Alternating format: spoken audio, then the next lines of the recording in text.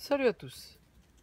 Alors j'étais en train de réparer mon pare-choc parce que j'avais de la peinture qui avait caillé tout le long et en démontant, bon, je me suis dit pourquoi ne pas faire une vidéo. Bon, comme on voit là, j'ai préparé et en démontant, j'ai vu que le pare-choc il était cassé et rafistonné. Mais bon, c'est pas grave, c'est pas le souci. Pour l'instant, mon souci c'était la peinture qui avait caillé tout le long au niveau de l'arête. Alors ce que j'ai mis le scotch à l'angle de l'arête pour essayer que ça ne se voit pas, pour pas repeindre le pare-choc entier. Mais comme le pare-choc il va être au niveau de l'aile comme ici, du coup ça ne se verra pas, ça sera juste un peu qui ressortira. Il faut essayer que ça se voie pas.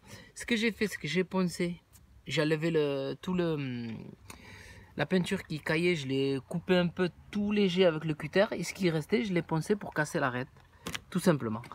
Après, ce qu'on fait, bon, on scotche l'aile, comme là j'ai scotché un peu l'aile pour pas y mettre de la peinture dessus. Et il vous faut aussi soit de l'acétone ou alors du white spirit pour essayer de nettoyer s'il y a un peu de peinture qui se met sur le côté. Ce que je fais moi, c'est tout simplement, bon, j'ai bien scotché le haut pour pas qu'il y ait de la peinture, et un peu en bas je laisse sortir, comme ça la peinture quand je vaporiserai comme ça, il ira pas sur le pare-choc. Je prends de la peinture noire tout simplement, et là on met, voilà, tout léger.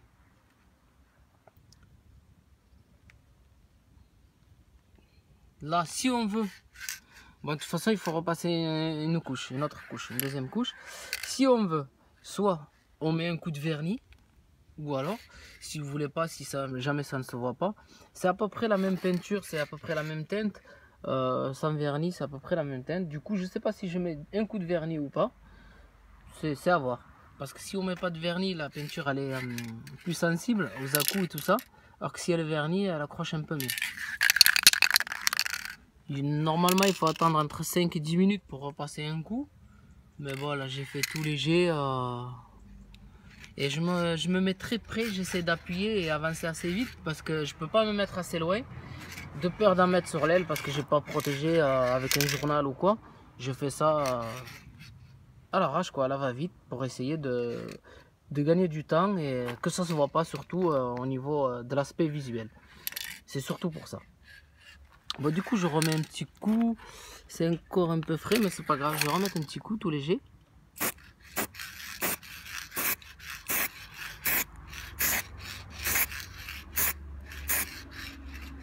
Voilà. Désolé, mais je reprends le téléphone avec carrément coupé. Moi, je croyais que ça filmait toujours. Et j'ai continué de mon élan. N'importe quoi. Du coup, bon, maintenant j'ai fini et je vous explique quoi. Bon, j'ai enlevé mon scotch, tout simplement, au niveau de l'arête.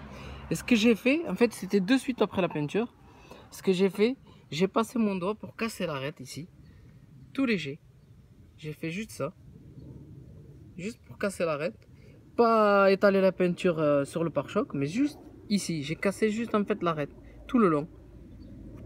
Et comme on voit ici, la peinture, j'ai même pas besoin de mettre de vernis. Elle est noire. C'est un noir entre le mat et le brillant. Bon, comparé au pare-choc qui est verni, c'est vrai que ça fait brillant. Mais si je veux, je peux y mettre du vernis, j'en ai. Mais bon, je veux pas m'embêter. En fait, je veux juste le monter comme ça. Parce que au niveau du pare-choc, ça va être comme ça. Ça dépassera de 3 mm à peu près. Et franchement, on verra vraiment rien. Qui c'est qui va se dire que c'est pas verni ou quoi que ce soit, quoi. Personne ne le verra. Du coup, c'est pour ça que je vernis pas, je laisse comme ça. Si je voulais vernir, j'aurais laissé le scotch et j'aurais mis un coup de vernis, c'était faisable. Et j'aurais pu étaler avec le doigt aussi pour casser l'arête une fois que j'aurais démonté. Je peux toujours le faire si j'ai envie, mais bon, je pense pas le faire, je le laisse tel qu'il est. C'est vrai que c'est un noir un peu, c'est entre le mat et le brillant, mais bon, c'est vrai que c'est pas comme le pare-choc aussi brillant que ça. Mais comme ça sera à l'intérieur, ça sera bien monté à l'intérieur, ça se verra vraiment pas. Voilà, j'espère que cette vidéo pourra vous aider à rattraper les petits coups que vous avez au niveau des portières, surtout au niveau des arêtes des portières. Ça arrive souvent. Et là, bon, ben, c'est au niveau du pare-choc que la peinture elle avait caillé. Du coup, j'ai réussi à la rattraper.